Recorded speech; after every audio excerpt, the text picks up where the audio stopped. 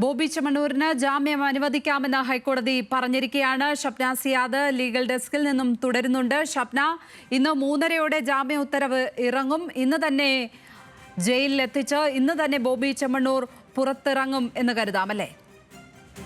ലക്ഷ്മി, അത്തരത്തിലൊരു സാധ്യതയാണ് കാണുന്നത്. പ്രോസിക്യൂഷൻ ഈ ജാമ്യാപേക്ഷയിൽ ശക്തമായ വാദം ഉന്നയിച്ച് ജാമ്യം നൽകരുത് എന്നാവശ്യപ്പെട്ടിരുന്നു.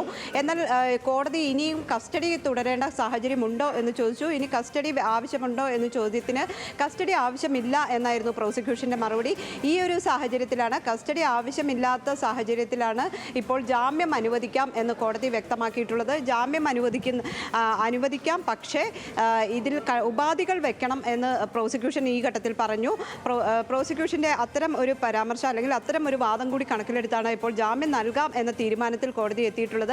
ജാമ്യം അനുവദിക്കുകയാണെങ്കിൽ കർശന ഉപാധി തന്നെ വെക്കണം എന്നാണ് പ്രോസിക്യൂഷൻ വ്യക്തമാക്കിയിട്ടുള്ളത്. ഏതായാലും 3:30-ന് ഉത്തരവ് പുറപ്പെടുവിക്കാം എന്ന് കോടതി വ്യക്തമാക്കുന്നു. ഈ ഉത്തരവിൽ കർശനമായ ഉപാധികൾ തന്നെ വെക്കാനുള്ള സാധ്യതയുണ്ട്. വിദേശത്തേക്ക് പോകുന്നത് അടക്കമുള്ള കാര്യങ്ങളിൽ തടസ്സം വരാനോ അല്ലെങ്കിൽ സാക്ഷികളെ സ്വാധീനിക്കരുത്, അതോടൊപ്പം തന്നെ തെളിവ് നശിപ്പിക്കരുത്, അന്വേഷണ ഉദ്യോഗസ്ഥരുമായി സഹകരിക്കണം, ആവശ്യപ്പെടുമ്പോഴെല്ലാം വിളിപ്പിക്കുമ്പോൾ വരണം തുടങ്ങിയ ഉപാധികൾ വെക്കാനുള്ള സാധ്യത കാണുന്നുണ്ട്. അത്തരം ഉപാധികളോടെയായിരിക്കും ജാമ്യം നൽകുക. ഏതായാലും അത്തരം ഉപാധികൾ പൂർത്തീകരിച്ചാൽ ഇന്ന് തന്നെ ജയിൽ മോചിതനാകാൻ സാധിക്കും.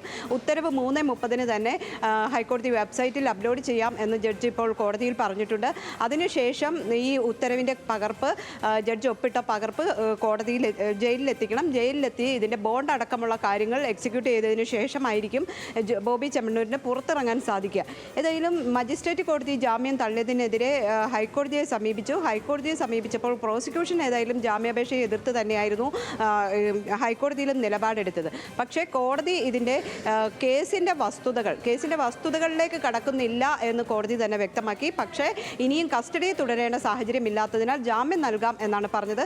കോടതി തന്നെ പറയുന്നത് ഇത്തരം ദ്വയാർത്ഥ പ്രയോഗം നടത്തുന്ന, സ്ത്രീകൾക്കെതിരെ അശ്ലീല പരാമർശങ്ങൾ നടത്തുന്ന ആളുകൾക്ക്, പൊതുജനങ്ങൾക്ക് ഇതൊരു താക്കീതാകണം എന്നായിരുന്നു സർക്കാരിൻ്റെയും അതോടൊപ്പം തന്നെ കോടതിയുടെയും നിലപാട്. ദ്വയാർത്ഥ പ്രയോഗമുണ്ട് എന്ന് തന്നെ കോടതി ഉറപ്പിച്ച് പറയുകയും ചെയ്തു. മറ്റൊന്ന്, ഈ ഹർജിയിൽ തന്നെ, ഈ ജാമ്യാപേക്ഷയിൽ തന്നെ അത്തരം പരാമർശങ്ങളുണ്ട്. ഈ നടിക്ക് ഇത്തരത്തിലുള്ള സ്വഭാവമുള്ളതാണ് എന്ന് ഈ ഹർജിയിൽ തന്നെ പറയുന്നു. അത്തരം പരാമർശങ്ങൾ കൂടി ഹർജിയിൽ പോലും ഉൾപ്പെടുത്തിയിട്ടുണ്ട് എന്ന് ജസ്റ്റിസ് പി വി കുഞ്ഞികൃഷ്ണൻ ചൂണ്ടിക്കാണിച്ചു. പക്ഷേ കസ്റ്റഡിയിൽ തുടരേണ്ട തെളിവെടുപ്പിൻ്റെ അടക്കമുള്ള കാര്യങ്ങൾ ഇനി ഇല്ലാത്തതുകൊണ്ടാണ് ഇപ്പോൾ ജാമ്യം അനുവദിച്ചിട്ടുള്ളത്.